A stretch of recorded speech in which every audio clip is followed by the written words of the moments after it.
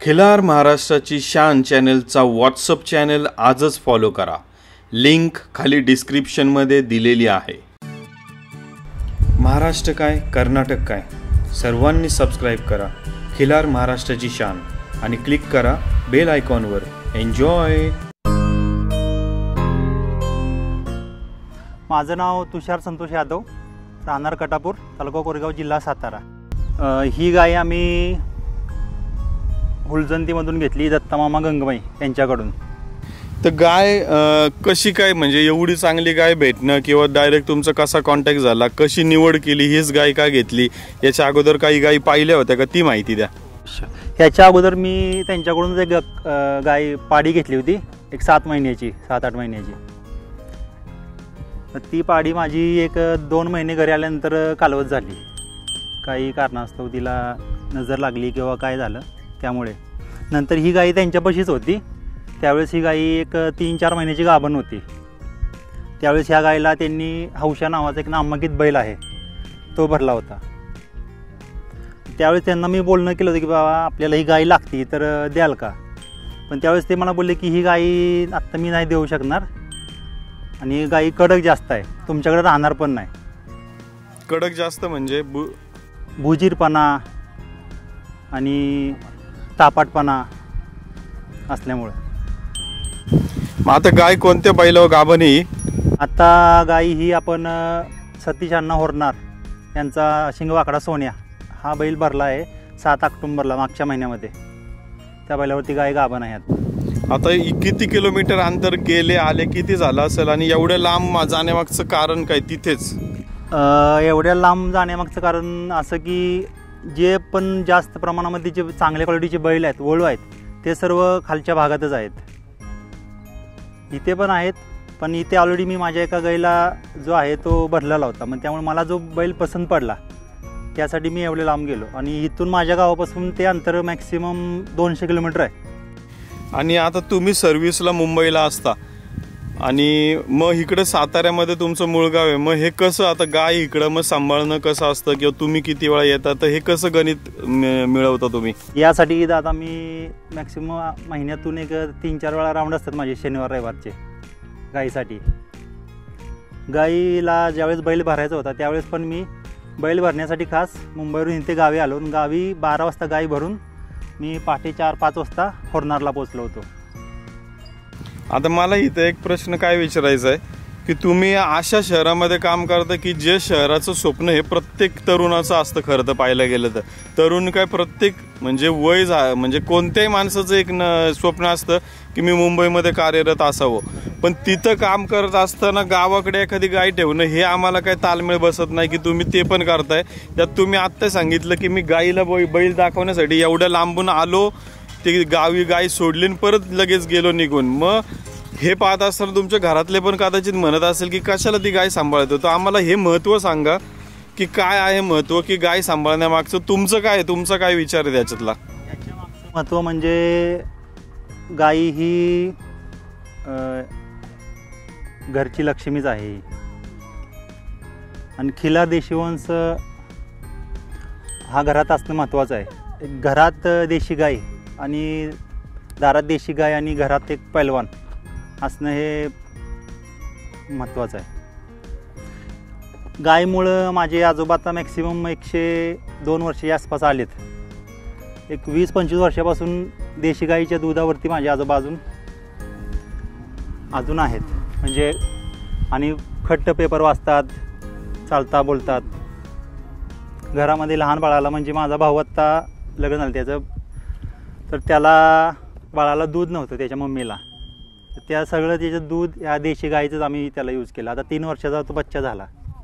तर मंडळी, मालकांनी आज ॲक्च्युली शहराचं महत्त्व, गाईचं महत्त्व एक वेगळं नातं त्यांनी आपल्याला या मुलाखतीच्या माध्यमातून सांगितलेलं आहे। तुम्ही पण नक्की प्रयत्न करा, एक नाही कमीत कमी एक गाय सांभाळायचं तुम्हाला जरी सांभाळता येत नसली तर जिथं शक्य आहे, आता गाय सांभाळायला कमीत कमी जागा असणं गरजेचं आहे. आता ती प्रत्येकाकडे असेल नसेल हे आपण नक्की नाही सांगू शकत, पण आज या व्यक्तीने ते शहरात काम करतात ते पण गावाकडे त्यांनी त्यांचा नाद जपला हे ॲक्च्युली कौतुक करण्याची गोष्ट आहे. तर अशाच प्रकारचा नाद आपला छंद आपला जपत राहा, खिलार गोवंश वाढवत राहा. मालक आम्हाला तुमचं एकदा नाव गाव आणि फोन नंबर सांगा. माझं नाव तुषार संतोष यादव, मुक्काम पोस्ट कटापूर, तालुका उरगाव, जिल्हा सातारा. माझा मोबाईल नंबर 9673. नमस्कार, माझं नाव सचिन संतोष यादव, राहणार कटापूर, तालुका कोरेगाव, जिल्हा सातारा. ही गाय अंगापूरच्या मेजरच्या राजा या बैलापासून भरलेली आहे. त्या बैलाचंही ही पाडी 15 दिवसाची पाडी आहे. आणि ही गाय मी 2 वर्षापूर्वी सांगोल्यातून घेतलेली विकत. ह्या गायची ती पाडी एक तिकडचा बाजी म्हणून बैल होता कर्नाटक भागातला, त्या कर्नाटकात भागातील व्यापाऱ्यापासून हा गाय घेतलेली आहे. त्यावेळेस कोरोना काळ होता, त्यावेळेस खिलार गाय हा माणसं सांभाळत नव्हती, कारण की माणसाला खायचं वांदे झालेलं आणि खिलार गायला शर्यती बंदी असल्यामुळे खिलार गाय फारशी माणसं सांभाळत नव्हती. त्यावेळेस मी पूर्ण विकनेस गाय होती. त्यावेळेस मी ही गाय विकलेली 21,000 ही गाय मी ती सांगोल्यातनं गाय घेतलेली. आणि ती पलीकडची गाय आहे ती आमच्या घरची गायची गाय आहे. ती घरच्या गायची आत्ता तिचं दुसऱ्यांदा व्यात आहे. तिला स्वप्नीलच्या राजा बैल आणि स्वप्नीलचा त्या बैलापासून ती कार्यरत आहे. त्याला खोंड झाला आहे, तो पण 15 दिवसाचा. हे 1-2 दिवसाच्या गॅपच्या फरकावर झालेले आहेत. त्यांना मॅक्सिमम दूध 4-4, 5-5 लिटर दूध आहे त्यांना. आम्ही एकच लिटर फक्त घरी चहापुरतं पोरापुरतं दूध काढतो, नाहीतर सगळं हाय खिलार खोंडांना कालवडीनाच पाचतो. तुमच्या दावणीला इतर दुसरं कोणतंही जनावर बघत नाही, मग खिलारच जास्त बघतोय, तर काय मूळ कारण याच्या मागचं मूळ कारण म्हणजे पहिल्यापासून आमच्याकडे खिलार गाई हा 1 ते 2च होत्या. आणि सगळ्यात मोठा रिझल्ट ते माझे आजोबा आहेत पलीकडे. त्या आजोबांचं 96 वय आहे. त्यांना 1ही रुपयाची गोळी नाही आत्तापर्यंत. 1ही रुपयाची गोळी नाही, कारण अजून पेपर वाचतात ते, तुमची नजर बोलणं अजून हाक मारले तर तुम्हाला व्यवस्थित उत्तर देतील. ते सगळ्यात मोठा हा त्यांचा रिझल्ट आहे की ह्या खिलार गाईच्या दुधापासून दूध खात्यात, देशी कोंबड्या आहेत, सगळं देशीच. आम्ही ऑर्गॅनिक खातच नाही आहे दुसरं काय. घरीसुद्धा खपली गहूच आम्ही खातो, असं बाकीचं आपलं संकरित गहू असलं खातच बसत नाही. आणि दुसरा पॉईंट असा की माझ्या मुलाला ही जलांबल्यापासून 4थ्या दिवशीपासून खिलार गाईचं दूध चालू आहे. त्यालासुद्धा आत्तापर्यंत एकदाही दवाखान्यात नेला नाही. मग अशी पोरगा आणलं, तुम्हाला बघितलं असेल सर तुम्ही, एकदासुद्धा दवाखान्यात नेला नाही. फक्त सर्दी हा एवढाच प्रकार, बाकीचा कसलाच प्रकार नाही. आत्ता 2 वर्षाचा पोरगा झालेला आहे. आणि ह्या गाईच्या वशिडावून असा हात फिरवला ना तर भरपूर प्रमाणात एक आपल्या अंगातली ऊर्जा, नकारात्मक ऊर्जा एक निघून जाते. ह्या गाईचा खिलार गाईचा हा वशिड्यानं आमच्या 99% घरात का नाही माणूस हा आजारी कोणताच पडला नाही आहे या गाईंच्या सानिध्यात राहिल्यामुळं. आता तुम्ही सांगितलं की तुमच्या घरामध्ये मुलांना तुम्ही खिलार गाईचं दूध दिलं. आता हा मुख्य आम्हाला फायदा किंवा आपल्याची एक ती गरज आपल्याला या गायीने आपली भागवली. अजून कोणत्या गोष्टी आहेत की याच्यापासून तुम्हाला फायदा होतो की ह्या आम्हाला, जसं तुम्ही म्हणलं वशिंडावरून गायीवरनं हात फिरवला नकारात्मक ऊर्जा निघून जाते, असं अजून काय काय तुम्ही सांगू शकता की ज्याचे फायदे तुम्ही स्वतः अनुभवलेल्या गोष्टी आहेत? म्हणजे कोरोनाच्या काळात आता भरपूर प्रमाणात माणसं आजारी पडली, तर आम्ही कोरोनाच्या काळात ह्या गाईचा गोमूत्र प्यायचो. गरम करायचो गोमूत्र आम्ही गाईचं प्यायचो. एक 50-50 ml गोमूत्र आम्ही प्यायचो सकाळ संध्याकाळ. आणि दुसरा असा पॉईंट म्हणजे गाई घरात असल्यामुळे आम्हाला असं कुठली गोष्ट अडचणीत कवाच आलो नाही आम्ही. म्हणजे सगळी गोष्ट व्यवस्थितच झाल्या, असं कुठलं कार्य म्हणजे असं ही नाही. आणि खिलार गाई म्हणजे एक म्हणतात ना एक 5वं 6वं रत्न आहे, त्यामध्ये खिलार गाय आहे ना. त्यामुळे आम्ही दुसरी गाय कुठली ठेवलीच नाही, म्हस ठेवली नाही, शरीर ठेवली नाही, काय नाही, ओनली खिलार गायच ठेवलेत. महत्वाचा घरच्यांचं आरोग्य नीट तर सगळं ठीक. नाहीतर माझं 20 लिटर 50 लिटर डेअरीला दूध जाते, त्या पैशाला किंमत नाही हो. ही 2 लिटर भेटू द्या. पण ह्याची जी किंमत आहे ना ती ज्याला माहिती आहे त्याला माहिती. आता मग त्या मागाशी आमच्या भावानं मुलाखतीत सांगितलेलंच आहे, गोट्यात गाय आणि घरात पैलवान, ही खिलार गायीशिवाय होऊ शकतच नाही, ही माझं तर म्हणणं आहे. मग अशी अविनाश केंद्रेने सुद्धा सांगितलं, गाईचं एक असं एक पायगुण असतं, त्यांची आई आजारी होती तरी ती गाईच्या ह्याच्या सानिध्यातनं ठीक झाली. माझं नाव सचिन संतोष यादव, राहणार कटापूर, तालुका कोरेगाव, जिल्हा सातारा. माझा मोबाईल नंबर 9665 29 13 41. बाबा थोडंसं गायीबद्दल महत्व सांगा आम्हाला, कसं गायी काय आहे तुमचं? गाय दिवशी आपले खिलार गाय येते, गावठी गाय नाही तर. हे गाय सांभाळण्यामागं काय महत्व आहे जरा?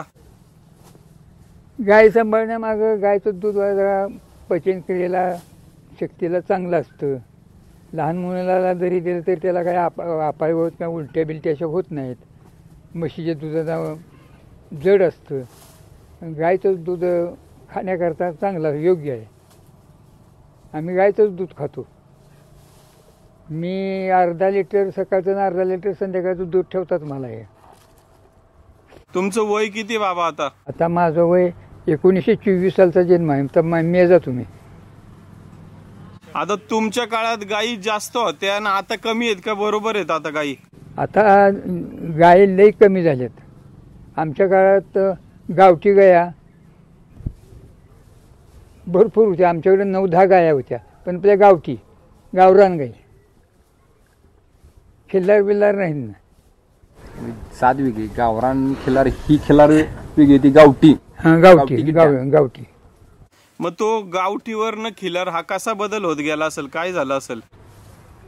गावठीला पुन्हा खिल्लारला जरा खोंडबिंड चांगली व्हायची. त्यावेळेला माणसासोबत बैलाकडूनच शेती करत होती. तर मग खोंड चांगलं झाला की खिल्लारच घ्यायची. त्याने खिल्लार घे, त्याने खिल्लार घे, खोंड तयार कर, आवताला हाण, सबन शेती आवताव बैलाकडूनच करायची ना. आता 10-5 वर्षातच, या 10-15 वर्षातच जरा बैलाचं बंद झालं होतं, ट्रॅक्टर वगैरे निघाल्यापासून. तुमच्या काळात शेती ही बैलावरच केली जायची. ट्रॅक्टर होते का नव्हते त्या काळी? ट्रॅक्टर बघायला नाही मिळायचं, तर का आला एखादा तर तिथं गर्दी व्हायची. ट्रॅक्टर म्हणजे काय? खिल्लार महाराष्ट्राची शान.